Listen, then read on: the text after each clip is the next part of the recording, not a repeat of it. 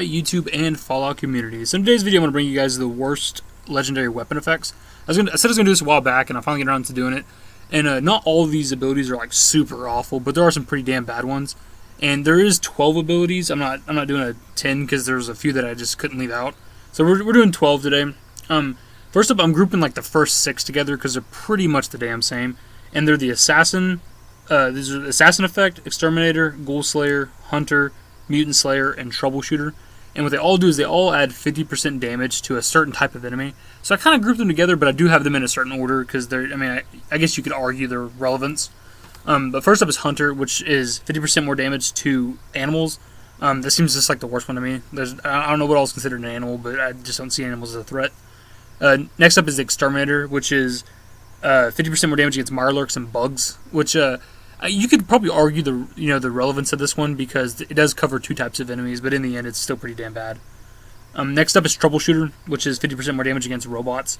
This one is actually not too bad, honestly, because you do have some strong robots in the game, Assaultrons and Sentry Bots, but in the end, these are all pretty bad abilities in my opinion. And I meant to say this beforehand, the reason why I consider these bad is because there is an ability that just adds to your overall damage, I think it's like 25% more damage. So to me, that is a better effect than any of these that cover a specific enemy.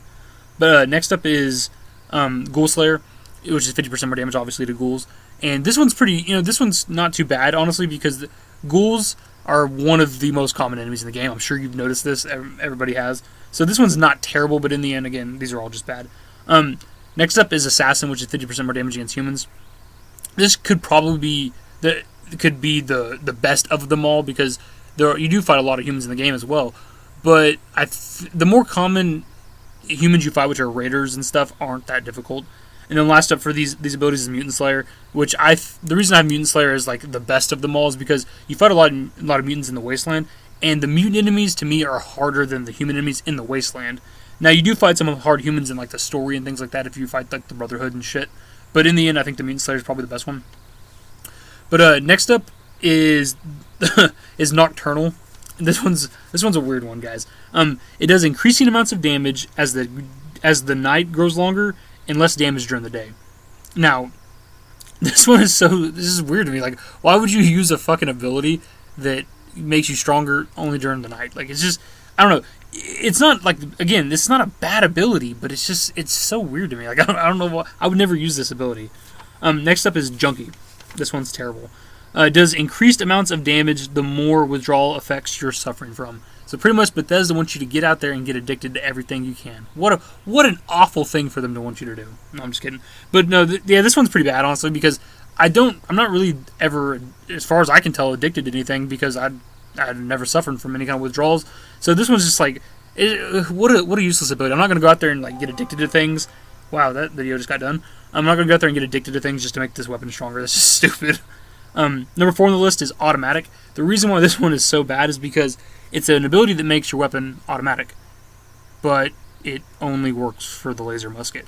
Now, that's definitely a good ability, and it's a good weapon, but it only works for one weapon. Like, if they could have put this on a different weapon, okay, think of this ability on like say a shotgun, because shotguns have automatic receivers.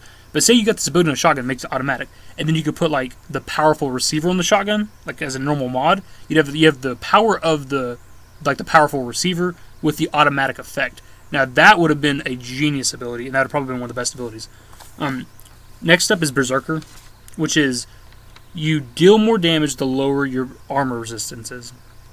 Now, to me, this is dumb. Like, I'm gonna be doing more damage as long as I'm wearing less armor.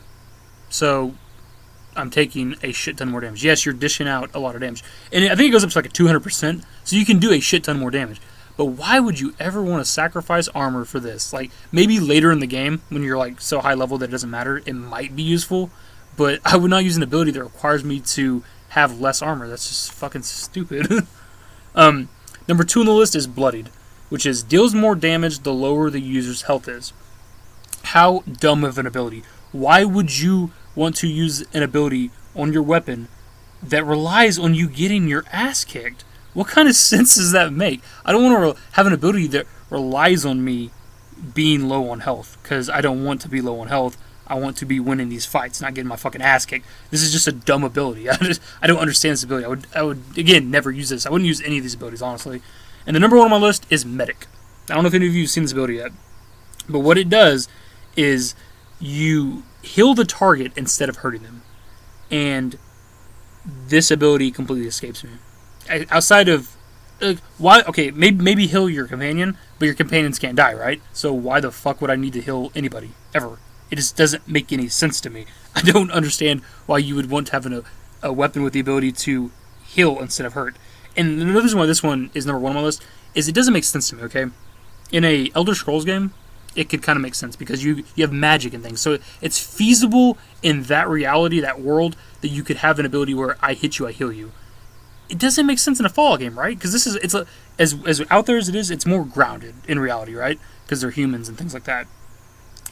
So it doesn't make sense to me. It doesn't make sense in the Fallout world. How am I going to have an ability? How am I going to shoot you with a mini nuke and I heal you? It just doesn't make any fucking sense in a Fallout game.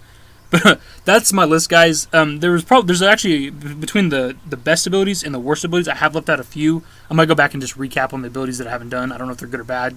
But that's my list, guys. These are some pretty fucking bad ones. Again, I think Medic one is just fucking stupid, right? Like, thumbs up if you think Medic is a fucking stupid ability, right? Anyways, social networks are below, guys. Later.